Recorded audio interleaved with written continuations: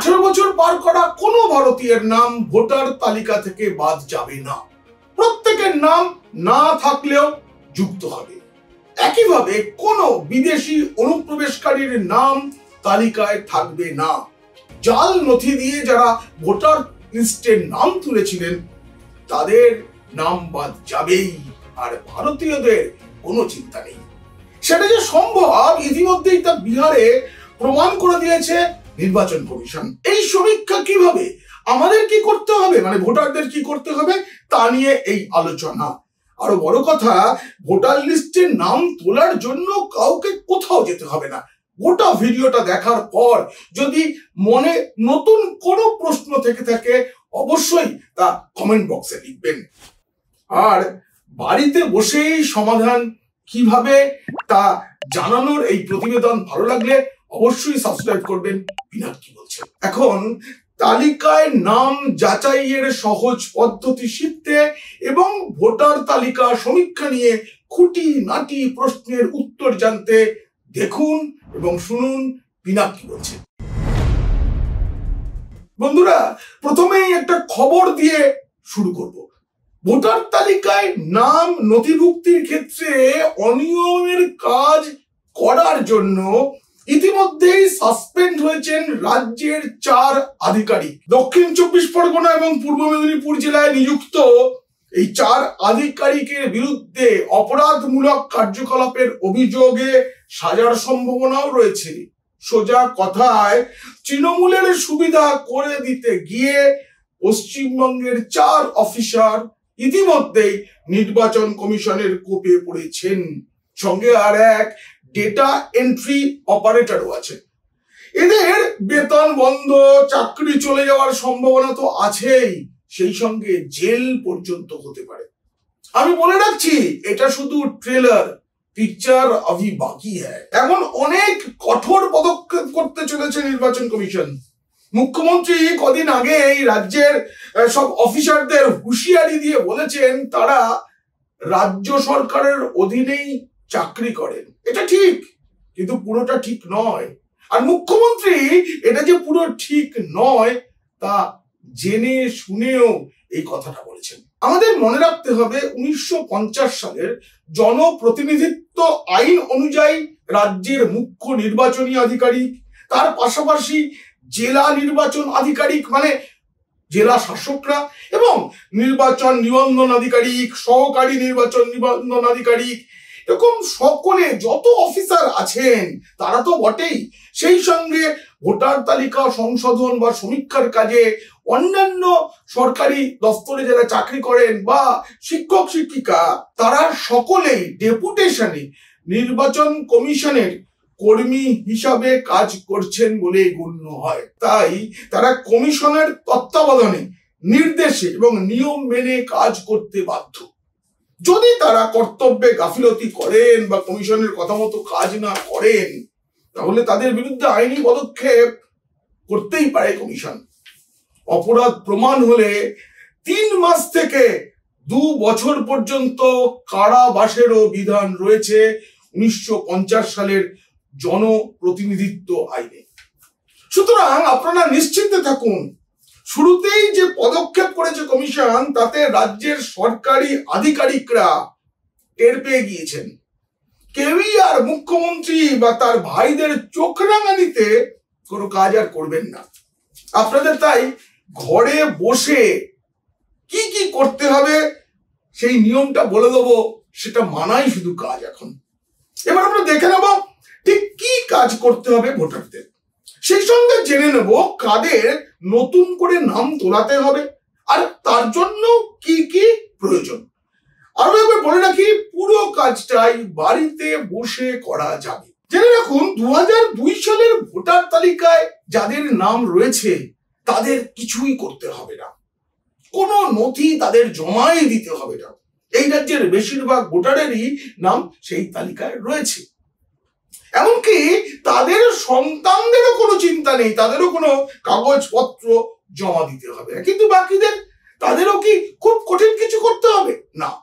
আমি বলে দেবো কি কি প্রয়োজন, কি কি নিয়ম রয়েছে, তবে তার আগে শিখে নিন 2002 সালের তালিকায় নাম রয়েছে কিনা সেটা বাড়িতে বসে নিজের মোবাইল ফোনে কিভাবে যাচাই করবেন। হাতে মোবাইল ফোনটা নেওয়ার আগে দুটো জিনিস মনে করুন। 2002 সালের পরে আপনি কোথায় ভোট দিতে যেতেন, কোন স্কুলে বা অন্য কোনো ভবনে কোথায় ভোট দিতে যেতেন, এটা মনে রাখতে হবে। দ্বিতীয় মনে রাখতে হবে নিজের বাড়ির ঠিকানা, তাও পুরো ঠিকানা নয়, শুধু রাস্তার নাম। এই দুটো যদি আপনার মনে থাকে তাহলে অল্প সময়ের মধ্যে আপনি জেনে যাবেন যে 2002 সালের ভোটার তালিকায় আপনার নাম রয়েছে কিনা। গুগল ক্রোম খুলুন, সেখানে ইংরাজিতে লিখুন 2002 voter list West Bengal. Already এসে গেছে। এবার এখানে গিয়ে আপনি সার্চে গেলেই একটা পাতা খুলবে, CEO West Bengal electoral role 2002। এইখানে এটা খুলে ফেলুন। এখানে আপনি দেখতে পাবেন যে রাজ্যের বিভিন্ন জেলার নাম এসেছে। দেখে নিতে হবে আপনার জেলা রয়েছে কিনা। এমনটা হতে পারে যে আপনার জেলা নেই, কারণ 23 বছর আগের ভোটার তালিকা আপলোডের কাজ এখনও নির্বাচন কমিশন করছে। খুব তাড়াতাড়ি কয়েকদিন পরে রেগুলার চেক করতে থাকুন, যে কোনো দিন পেয়ে যাবেন। আমি আমার জেলা হুগলি খুললাম। এখানে হুগলির সবকটি বিধানসভা আসন পাওয়ার কথা, কিন্তু রয়েছে 5টি। যেমন আমার বিধানসভা আসন চন্দননগর এখানে নেই। আমি আপাতত আপনাদের দেখানোর জন্য উত্তরপাড়া বিধানসভায় ক্লিক করলাম। এখানে উত্তরপাড়ার যত ভোটার লিস্ট আছে, গোটা ভোটার লিস্ট উত্তরপাড়া বিধানসভা এলাকার এসে গিয়েছে। এবারে যেটা করতে হবে, আপনাদের আগেই বলেছি, আপনাদের মনে রাখতে হবে আপনি 2002 সালের পরে বা ওই সময় কোন জায়গায় ভোট দিতে যেতেন। ভোট গ্রহণ কেন্দ্র কোনো স্কুল বা অন্য কোনো ভবনে হয়ে থাকে, সেই স্কুলটিকে আপনাকে খুঁজে নিতে হবে। আমি এখানে ধরে নিয়েছি আমি উত্তরপাড়ার দেবীশ্বরী শিক্ষানিকেতনে ভোট দিতে যেতাম। সুতরাং এখানে আমাকে তালিকা থেকে দেবীশ্বরী শিক্ষানিকেতন খুঁজে বার করতে হবে। স্ক্রল করে করে নিচে যাচ্ছি, নিচে গিয়ে এবারে দেখা যাচ্ছে যে অনেকটাই নিচে দেবীশ্বরী শিক্ষানিকেতন পাওয়া গিয়েছে। এখানে দেখুন 68, 69, 70, 71, 72 এই এবং 73 পর্যন্ত সবগুলোই দেবীশ্বরী শিক্ষানিকেতন। এখানে মনে রাখার বিষয় আছে, একটি ভোট গ্রহণ কেন্দ্রে একাধিক বুথ থাকে, তো এক একটি বুথের জন্য এক একটি ফাইনাল রোল রয়েছে। এবার আপনার জানা নেই আপনার ফাইনাল রোলের কোন ফাইনাল রোলে আপনার নাম রয়েছে। এখন আপনাকে একটা জিনিস দেখতে হবে, আপনি প্রথমটি ফাইনাল রোলে ক্লিক করলেন, এই যে পাতাটি খুলে গেল, এখানে দেখতে হবে আপনার বাড়ির ঠিকানার রাস্তার নামটি আছে কি না। একটু জুম করে নিন। এখানে আমি ধরে নিয়েছি আমার বাড়ি হরনাথপুর রোডে। তো প্রথম যে তালিকাটা বেরোলো তাতে দেখা যাচ্ছে হরনাথপুর রোড নেই। আমি আবার ব্যাক করে আগের পাতা ফেরত গেলাম এবং পরেরটি খুললাম, 69 নম্বরের ফাইনাল রোল। আবার জুম করলাম এবং দেখলাম এখানেও হরনাথপুর রোড নেই। আবার ব্যাকে গেলাম, এবার তৃতীয়টির আমি ফাইনাল রোল খুললাম। এখানে হরনাথপুর রোড রয়েছে। এবারে মোটামুটি কাজটা শেষ। এখন এখান থেকে আমি এই যে 2002-এর ভোটার তালিকা, এখানে আমাকে দেখতে হবে নিচের দিকে গিয়ে হরনাথপুর রোড কোথায় রয়েছে। একেবারে এখানে পেয়ে গেলাম ভাগ নম্বর 2 হরনাথপুর রোড। এখানেই আপনি আপনার বাড়ির যে রাস্তার নাম, সেই রাস্তার নামের জায়গায় গিয়ে আপনি দেখতে পাবেন যে আপনার নাম কোথায় আছে। নিজের নামটা পেয়ে গেলে পাশে বাবার নাম দেখে নিশ্চিত হয়ে যান আপনার নাম রয়েছে 2002 সালের তালিকায়। বয়স থাকবে সেই সময়কার। এটা জেনে গেলে আপনি এ ব্যাপারেও নিশ্চিন্তে থাকতে পারেন যে আপনার দ্বারা আরও একটা বিষয় দেখতে পারেন যে এই যে প্রতিটি ভোটার তালিকা তার ওপরে যে অংশ নম্বর এখানে 70, এটি বুথ নাম্বার। প্রতিটি অংশ বা প্রতিটি বুথের মধ্যে একাধিক ভাগ থাকে, সেই একটি বা তার বেশি, যেমন এখানে 3টি ভাগ রয়েছে। 3টি ভাগ মানে 3টি রাস্তার নাম। এই 3টি রাস্তার নাম নিয়ে এই 70 নম্বর বুথ, যেটা দেবীশ্বরী স্কুলে। বন্ধুরা, বিহারে নির্বাচন কমিশনের যে অভিজ্ঞতা, তাতে দেখা গিয়েছে জাল ভোটার কার্ডে অনেক জাল বাবার নামও রয়েছে। আপনি যখন নিজের নামের তালিকায় যখন দেখবেন, নামটা যখন খুঁজে পাবেন, তখন একটু দেখে নেবেন যে আপনি চেনেন না এমন কেউ আপনার সন্তান হয়ে ওখানে নাম তুলে রেখেছে কিনা। সেটা হলে আপনিও অভিযোগ জানাতে পারেন কমিশনে। আর সত্য প্রমাণ হলে সে নাম তো বাদ যাবেই, সেই সঙ্গে সেই ব্যক্তি সাজাও পাবেন। অন্য দেশের নাগরিক হলে সমূহ বিপদ অপেক্ষা করে থাকবে। এখানে আরো একবার স্মরণ করিয়ে দিই, যাদের অভিভাবকের নাম 2002 সালের ভোটার তালিকায় রয়েছে তাদের ক্ষেত্রে কোনো সমস্যা নেই। তবে যাদের অভিভাবকের নাম ওই তালিকায় নেই, তাদের মধ্যে কেউ নতুন ভোটার হতে পারেন, কেউ অন্য রাজ্য থেকে পশ্চিমবঙ্গে এসেছেন, তাদের নাম তোলার জন্য পৃথক একটি ফর্ম ভরতে হবে এবং কিছু নথি দাখিল করতে হবে। সেটাও কিন্তু বাড়িতে বসেই হবে, কারণ কমিশনের প্রতিনিধিরাই আপনার বাড়িতে আসবে। কমিশনের প্রতিনিধিদের যে নির্দেশ, তাতে বাড়ি বাড়ি গিয়ে সকলের জন্য আলাদা ফর্ম থাকবে।